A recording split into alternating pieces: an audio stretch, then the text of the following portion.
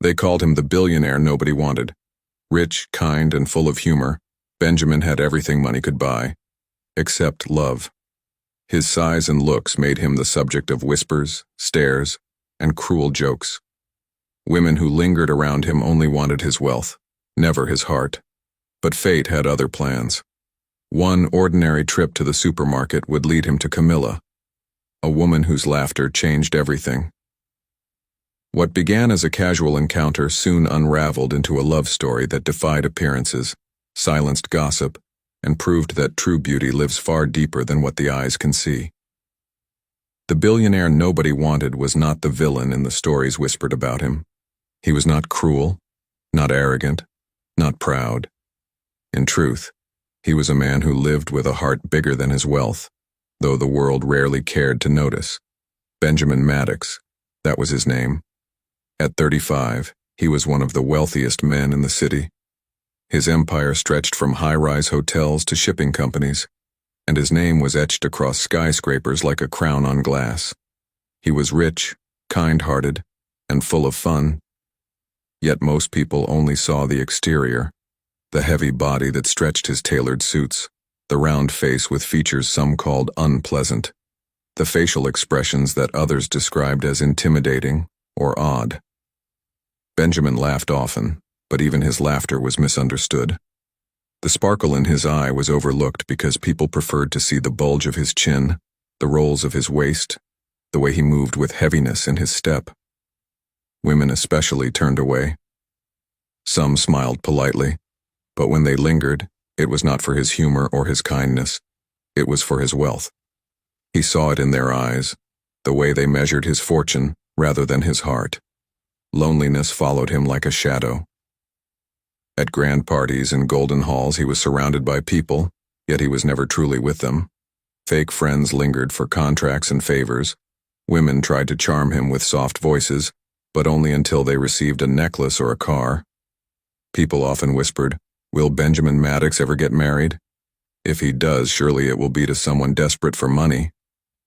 Benjamin heard those whispers. He carried them silently, though he never showed his pain.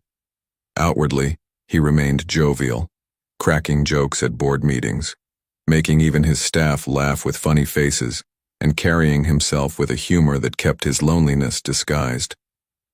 It was on an ordinary Thursday morning, in the fluorescent glow of a bustling supermarket, that fate decided to play a different tune for him.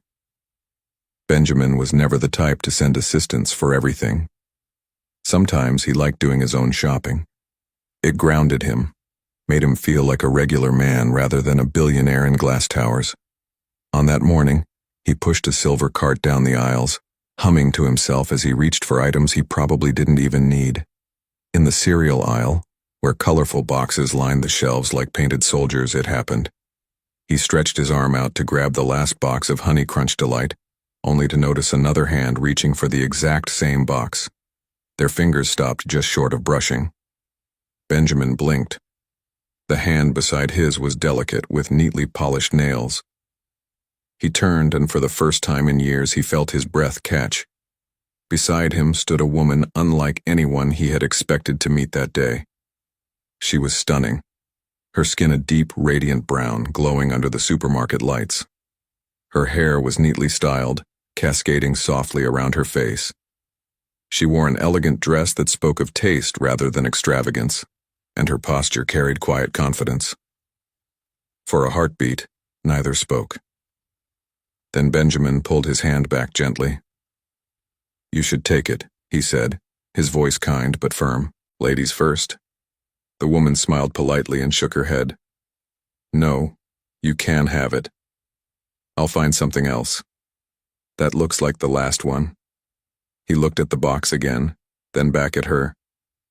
"Well, looks like fate wants us to fight for breakfast." She chuckled softly, but before either could reach again, Benjamin picked the box and set it back on the shelf. "There," he declared, brushing his hands dramatically. "Now neither of us wins." The woman blinked in surprise, then burst into laughter, a warm melodic sound that filled the aisle. Benjamin grinned widely. It wasn't often that someone laughed at his jokes without forcing it. "You're ridiculous," she said, shaking her head. "Guilty as charged," he replied, putting his hands up as though surrendering. "But I take pride in ridiculousness. Life's too short to be serious all the time." From there, conversation flowed easily. They walked down the aisles, picking items while making small remarks. Benjamin exaggerated his struggles with reading labels, imitating the dramatic sighs of a chef choosing ingredients. She laughed again when he held up a watermelon and asked, "Do you think this one whispers secrets to the fridge at night?" Her laughter was genuine, rolling from her chest freely. Benjamin felt something unusual stir inside him, a lightness he hadn't felt in years. She wasn't looking at him with pity or calculation. She was just enjoying the moment. When they reached the checkout, both carts were filled. They paid separately, and as they prepared to leave, Benjamin hesitated. His heart beat fast, an odd nervousness clawing at him. Do you shop here often?"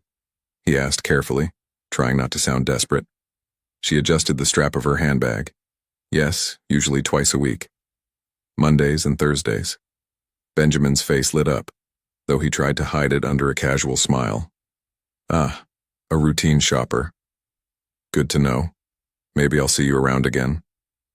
She gave him a polite nod, then walked away. That evening, the woman, Camila, thought of the encounter briefly, not because she had met a billionaire, she didn't even recognize him as one, but because he had made her laugh so hard in a supermarket aisle. By bedtime, she dismissed it with a smile and thought no more of it. For Benjamin, however, the memory lingered like a song stuck in his head. Her laughter replayed in his ears, echoing through the quiet halls of his penthouse. For once, he had spoken freely, without suspicion, without someone pretending to like his jokes. He had been himself, and she had laughed. He couldn't stop thinking about it. The following Monday, Benjamin drove himself to the supermarket. His heart pounded as he walked the aisles, glancing around discreetly. He searched the cereal aisle, the produce section, even the bakery corner. But Camila wasn't there. He drove home disappointed. On Thursday, he tried again. This time, his heart leaped when he spotted her, gracefully pushing a cart near the fruit section.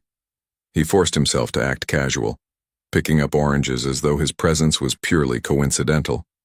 When she looked up and noticed him, her eyes widened slightly, then softened with recognition.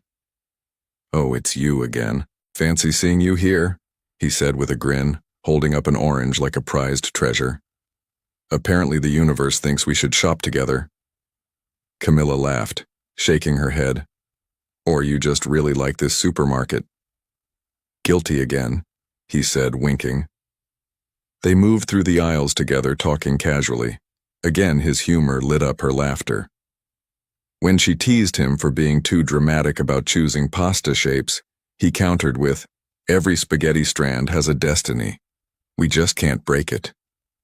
By the time they reached checkout, the atmosphere between them was lighter, more familiar. Benjamin gathered his courage. "Would you mind exchanging contacts?" he asked, voice steady but hopeful. Camila studied him for a moment, then smiled. "Sure." They swapped numbers.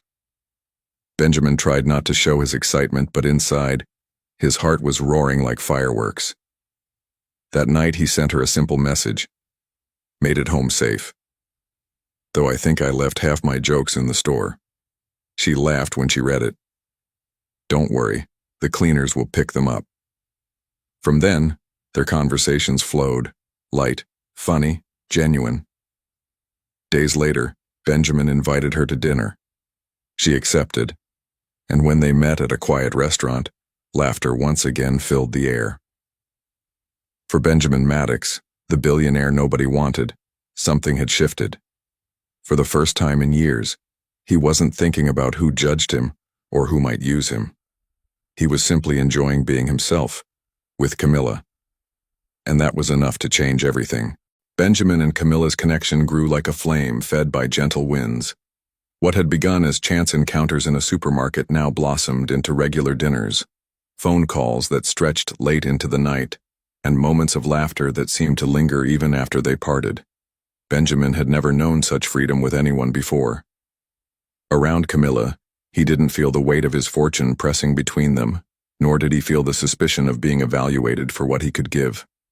He was simply Benjamin, a man who loved to tell silly jokes, a man who exaggerated his gestures to make her laugh, a man who could admit when he had no clue how to cook pasta without it sticking together. Their dinners became frequent. At first, they chose quiet restaurants where he wouldn't be recognized. Later, Camila encouraged him to stop hiding. "Why do you worry so much about people seeing us?" she teased once as they shared dessert. Benjamin hesitated, tapping his spoon against the plate. "Because people, they don't always understand. They'll look at you and then look at me and wonder what's wrong with you." She reached across the table and touched his hand. "Benjamin, let them look. I'm laughing. I'm happy. That's what matters." Those words lit something inside him. He began to relax. He felt like himself again, a self that hadn't been allowed to breathe for years. But outside their bubble of joy, the whispers grew. People noticed them together. They saw her beauty, her elegance, her effortless grace. And then they saw him, large-bodied, round-faced, a man often mocked behind his back. Rumors spread like wildfire. "She'll leave him soon, just wait. She's only there for the money. No woman like that would ever stay with him." Benjamin heard the whispers but tried not to show how they pierced him. Camila, on the other hand, brushed them off. When he mentioned the rumors during one of their drives, she rolled her eyes. "People always talk," she said. "They'll keep talking whether we're together or not. I'd rather laugh with you than waste my time worrying about gossip." Her words were firm, but her eyes were warm. And so, despite the voices around them, Camila did not leave. Instead, she leaned in closer, finding joy in his humor, honesty, and warmth. If the public whispered, Camila's mother shouted. From the moment she learned of Benjamin, her disapproval was loud and unrelenting. She could not accept the idea that her only daughter, elegant and radiant, would tie herself to a man like him. His size, his face, his presence, to her it was shameful. "You are too beautiful, too refined, too good for this," her mother insisted one evening. "A man like that will only drag you down. What will people say when they see you with him? You'll become a laughingstock." Camila's father was more reserved. He listened silently as his wife vented, his brows drawn in concern. Finally, she turned to him. "You must go and speak to him," she demanded. "Tell him to leave her, warn him. This relationship will not stand." Reluctantly, he agreed. So one afternoon, Camila's father arranged to meet Benjamin privately at his office. Benjamin welcomed him with warmth, offering a firm handshake and his usual wide smile. "I'm honored you came by," Benjamin said sincerely. "Camila speaks so highly of you." Camila's father sat, rehearsing in his mind the speech he was meant to deliver. Tell him to stay away. Tell him he is not suitable. Tell him it cannot work. But the words refused to leave his tongue. Benjamin began to speak. He didn't boast about his wealth, nor did he attempt to defend himself. Instead, he spoke with kindness, humor, and sincerity. He talked about how much he enjoyed Camila's laughter, how she made him feel alive, how he had never known such peace with anyone else. "I know what people say about me," Benjamin admitted, his eyes soft. "I know how I look. I've lived my life hearing it. But your daughter doesn't treat me like a joke. She treats me like a man, and all I want is to give her the same honesty she's given me." Camila's father sat silently, staring at him. He had come to warn him away, but as the minutes passed, he began to understand why his daughter was drawn to this man. He was nothing like the shallow suitors who had hovered around her before. He was genuine. By the end of their conversation, the father could no longer utter the words his wife had demanded. Instead, he shook Benjamin's hand again. "You're a good man," he said quietly. "I see why she stays." When he returned home, his wife demanded answers, but all he said was, "I'll not interfere. Let her be happy." One evening, over dinner at a rooftop restaurant with city lights twinkling beneath them, Camila opened up. The air was cool, the music soft, and Benjamin was making her laugh about his disastrous attempt to cook steak at home. "Benjamin," she said suddenly, her laughter fading into thoughtfulness. "Can I tell you something?" "Of course," he said, setting down his fork. She sighed. "I've been through so many failed relationships. Do you know why?" He shook his head gently. "Because every man I've been with only saw my father's wealth. They looked at me and saw dollar signs. I was never enough on my own. It was always about what they could gain." Her voice wavered slightly, but she pressed on. "I'm the only child. I'll inherit everything one day. And men, they see that. They try to charm me, to flatter me, but it always ends the same. They wanted my future, not me." Benjamin listened quietly, his chest tightening with empathy. "But you," she said softly, her eyes meeting his. "You don't treat me like that. You don't want anything from me. You just make me laugh. And that means more to me than anything else." For a long moment, they sat in silence, the city buzzing far below them. Then Benjamin reached across the table and took her hand. "Camila," he said, his voice low but steady, "I don't need your wealth. I've got enough of my own to drown in. What I need is your smile. That's what I can't buy." Her eyes filled with tears, not of sadness, but of relief. In that moment, something shifted between them. It was no longer just about laughter and dinners. It was about trust.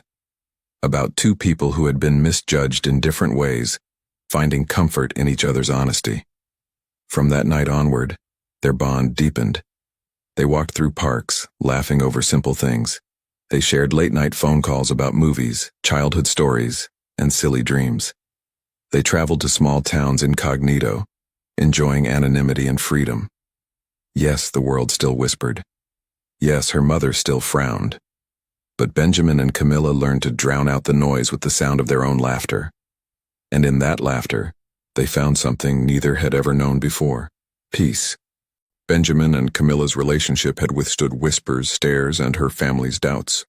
What began as laughter in a supermarket aisle had blossomed into a love neither of them could deny. By now, it wasn't a matter of if they would marry. It was only a matter of when.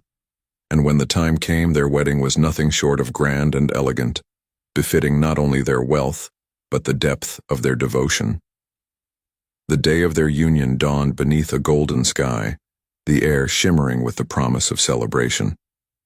Guests from across the globe arrived at the venue, a sprawling cathedral adorned with towering stained glass windows and chandeliers dripping with crystal. Outside, sleek black cars lined the entrance, carrying dignitaries, business magnates, artists, and family members dressed in their finest. Security was tight, photographers lingered at the gates, and the world watched with anticipation. Benjamin stood tall at the altar in a tailored black tuxedo. His broad frame filled the space, his face glowing with both nerves and joy.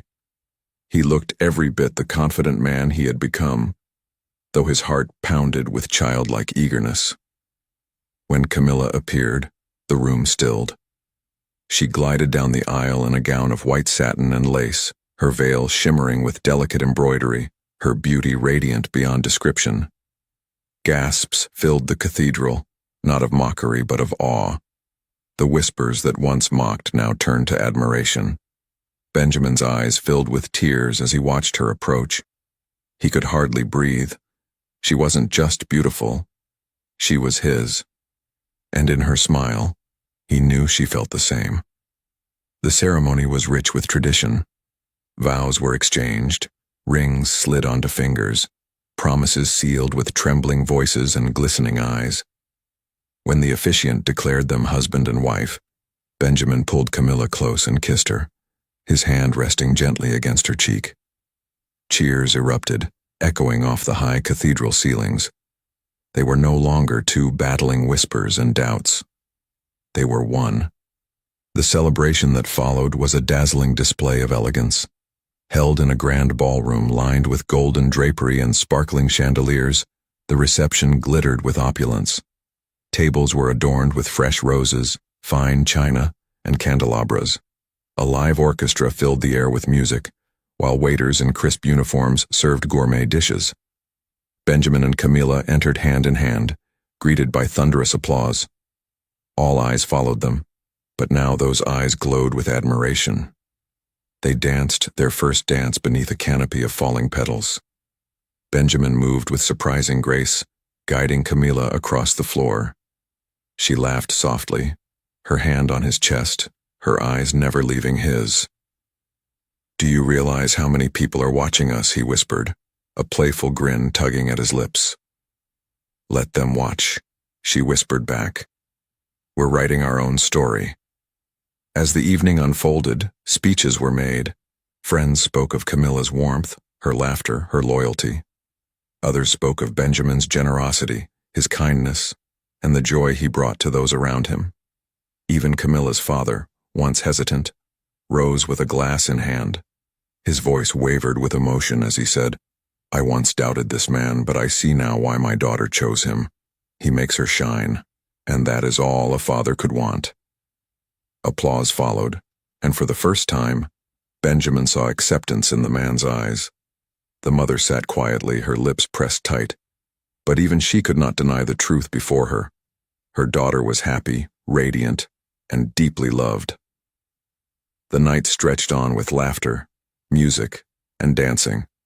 Cameras flashed, capturing moments that would fill magazines and headlines the next day. But for Benjamin and Camila, none of that mattered. They were in their own world, a world built not on appearances, but on laughter and love. After the celebration faded and the guests departed, Benjamin and Camila embarked on a new chapter together. They traveled widely, exploring the world not as billionaire and heiress, but as husband and wife. They walked hand in hand through Parisian streets, shared gelato in Rome, laughed under lanterns in Tokyo. But even at home, in the quiet of their estate, their love thrived. Benjamin often cooked, still disastrously, often burning toast or over-salting pasta. Camila would laugh until her sides hurt, swooping in to rescue dinner. They hosted gatherings filled with warmth and joy, their home echoing with laughter from friends and family. And when the world outside grew loud with gossip or criticism, they closed their doors and found peace in each other's arms. Their marriage became a living testimony. To those who doubted love based on appearances, they stood as proof that true love was deeper than the surface.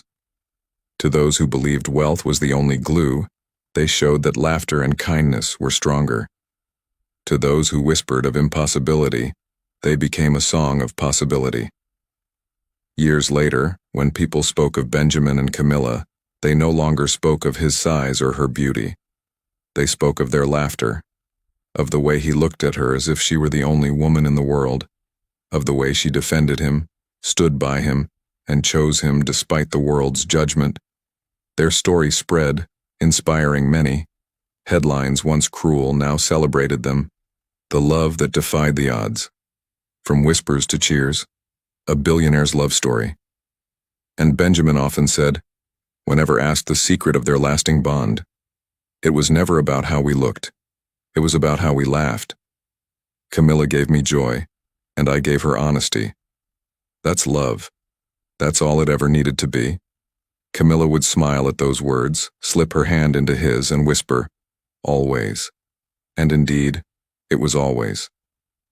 Benjamin was once the billionaire nobody wanted, but with Camila by his side, he became the man everyone admired, not for his money, but for the love that shone so brightly in his life. Together, they proved that true happiness isn't found in appearances or wealth, but in laughter shared, kindness given, and love that chooses you every single day. And in each other, they found not just a partner, but a forever home. Thank you so much for watching and supporting my channel. Your love, comments, and shares mean everything to me. Grateful for each of you. Let's keep growing together. With love from Whispers of Hope.